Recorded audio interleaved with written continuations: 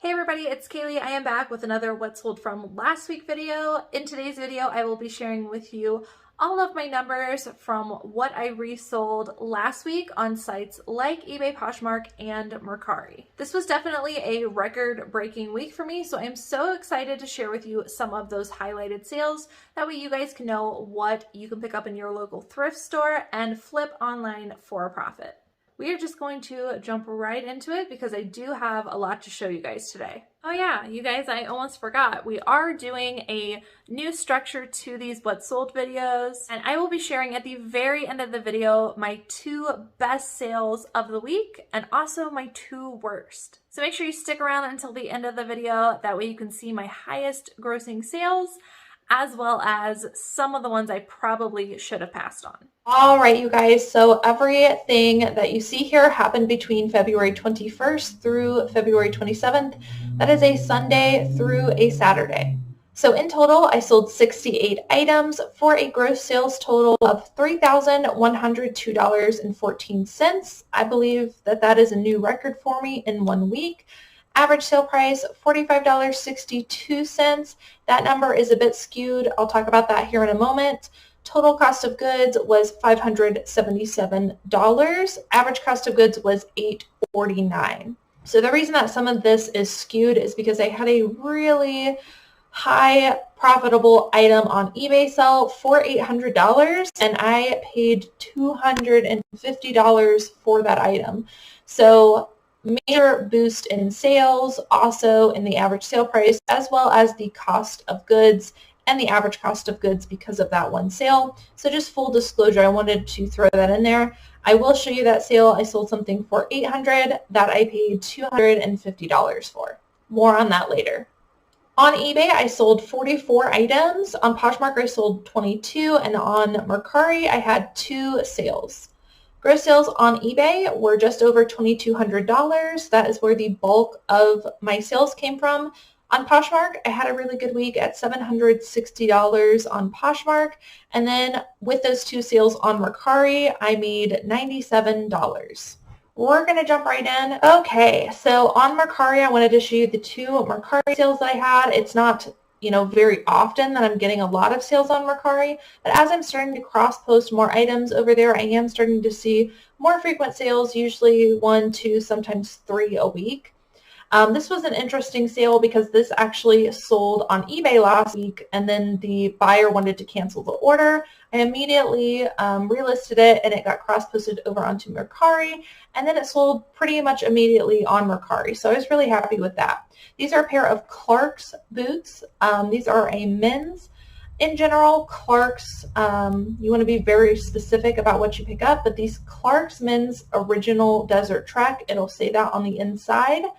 These boots, even though they are an older style, are pretty sought after, and they sell for decent amounts of money. Some of them go for a lot more than even this. I have these listed at $455 with free shipping, and like I said, they sold pretty immediately after canceling that eBay sale.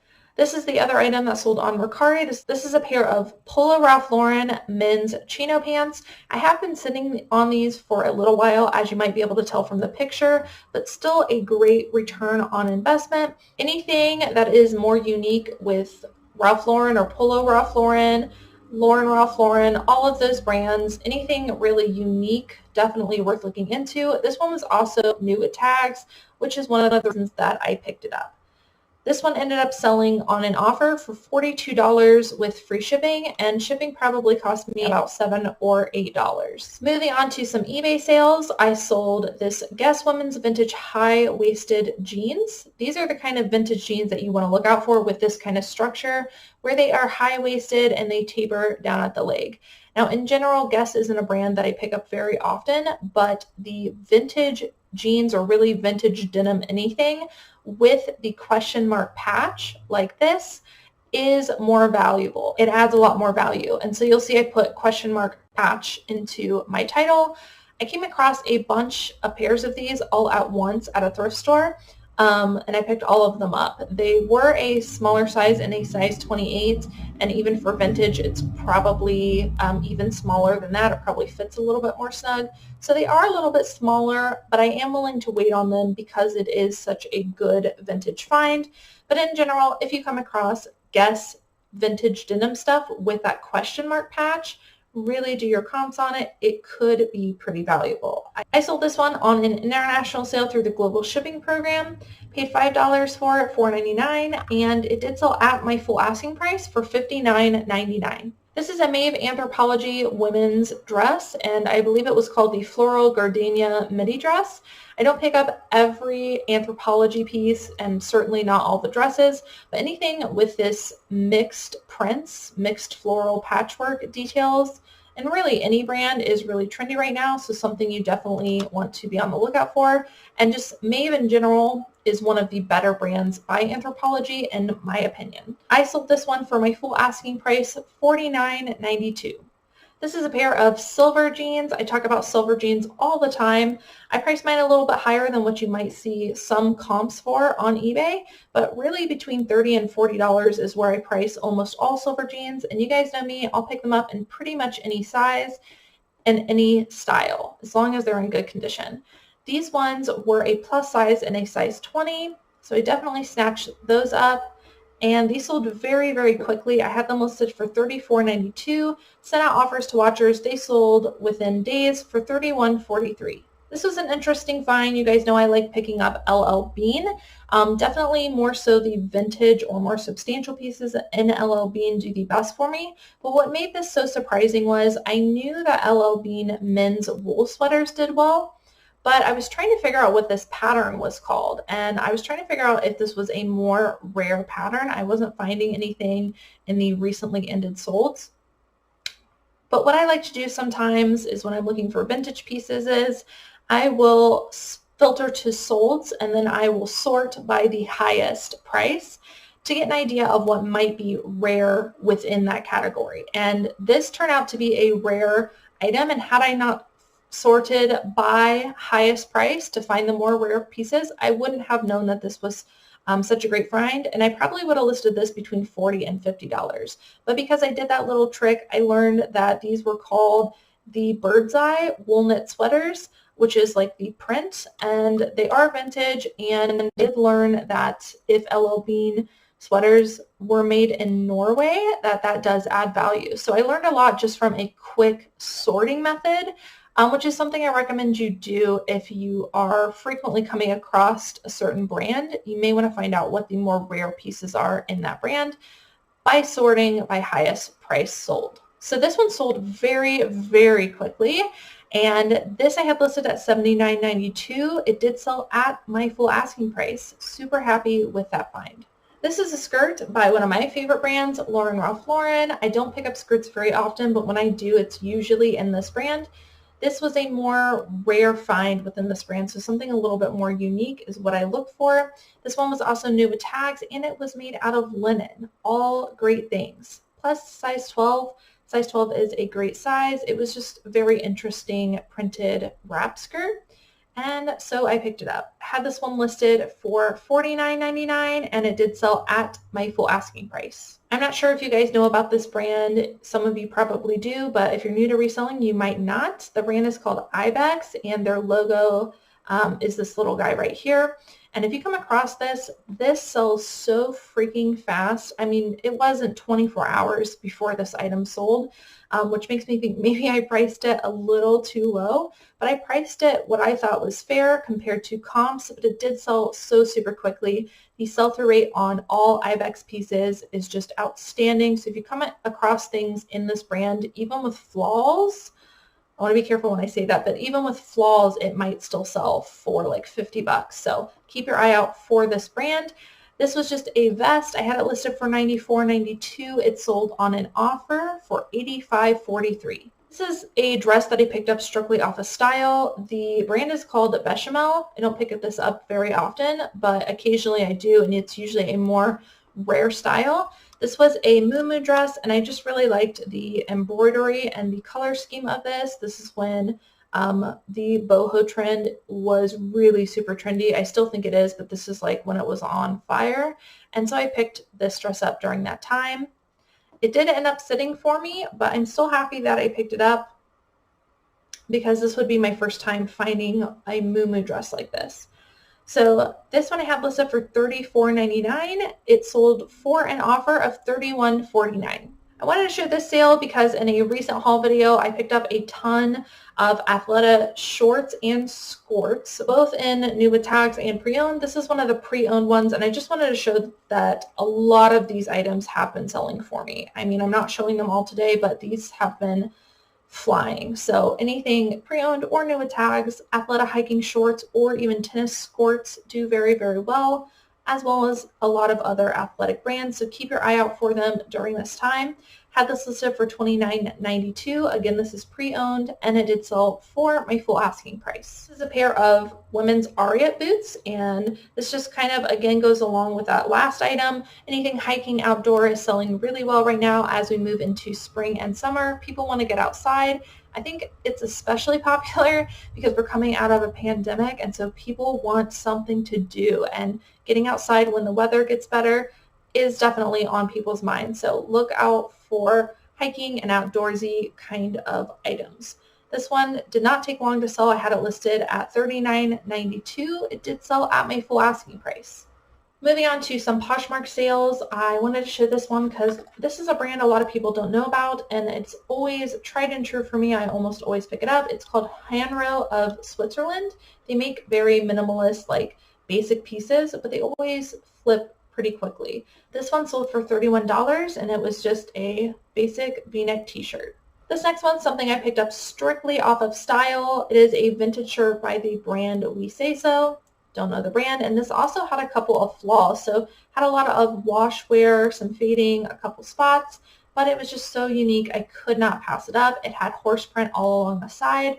Whenever you guys come across anything super unique or rare like this, especially in denim shirts with prints, definitely worth looking into. I almost always pick up just wacky stuff like this. This sold for $28. This is an example of a shirt that was not worth a lot, but with a little bit of DIY distressing added value to it. So this had a lot of interest. You can see I had 70 likes on this, and I had likes on other platforms as well. I'm actually sad this sold because I wanted to wear it as we move closer to Halloween. I know we're far from it, but my birthday's around Halloween, so I get really into it. But this probably as a basic shirt would probably be worth 10, 15 bucks, might not sell at all, but I did a lot of distressing to it, and that's why it had so much interest. So this is just a horror film distress graphic shirt.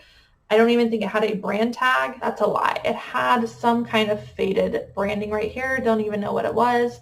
But this was a more modern just t-shirt that I distressed, and I got 25 bucks for it. This is a pair of men's True Religion jeans. I wanted to show these because these are a more rare pair of True Religion jeans with the varsity patch. So you can usually spot True Religion jeans by this little brand tag on the back, and it also typically has some thick stitching on the sides. And if you come across more rare True Religion, they do yield a higher value. So these ones I basically just looked up True Religion varsity jeans or True Religion Letterman patch. And I did find one that had sold, but it was new with tags, I believe.